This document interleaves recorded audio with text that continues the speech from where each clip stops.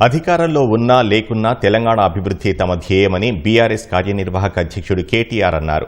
అమెరికాలోని డల్లాస్లో BRS NRI ఆధ్వర్యంలో తెలంగాణ ఆవిర్భావ దినోత్సవ వేడుకలు ఘనంగా నిర్వహించారు.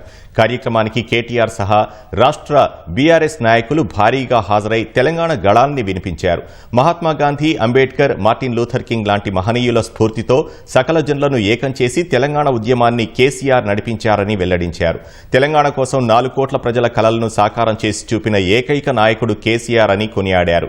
3 ఏళ్లలో కేసీఆర్ మళ్లీ తెలంగాణ ముఖ్యమంత్రి అవుతారని జోస్యం చెప్పారు. నా తెలంగాణ కోటి రతనాల వీణ మాత్రమే కాదు, కోటి ఎకరాల మాగానా అని చెప్పి 2014-15లో గ్రాస్ ఇరిగేటెడ్ ఏరియా 62 లక్షల ఎకరాలు మాత్రమే ఉంటే 2023 నాటికి 1,60,00,000 ఎకరాలకు తీసుకొని పోయి 1 కోటి ఎకరాలు మరి కొత్త ఆయకట్టు తెచ్చింది కేసీఆర్ గారి నాయకత్వం. ఈ మొత్తం భారతదేశ చరిత్రలో 78 ఏళ్లలో ఏ రాష్ట్రం కూడా సాధించని ఘనత ఇది.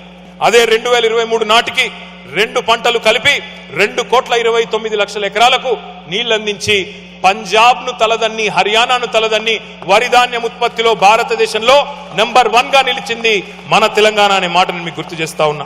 $7+ బిలియన్, $7.5 బిలియన్ మరి ఇవాళ రైతుల ఖాతాల్లో వేసిన ఒకే ఒక్క నాయకుడు కేసీఆర్ గారు. అట్లాగే 27,000కు పైచిలకు పరిశ్రమలకు టీఎస్ ఐపాస్ ద్వారా మనం అనుమతులు ఇచ్చుకున్నాం. ఈజ్ ఆఫ్ డూయింగ్ బిజినెస్ లో కూడా అగ్రభాగాన ఉన్నాం.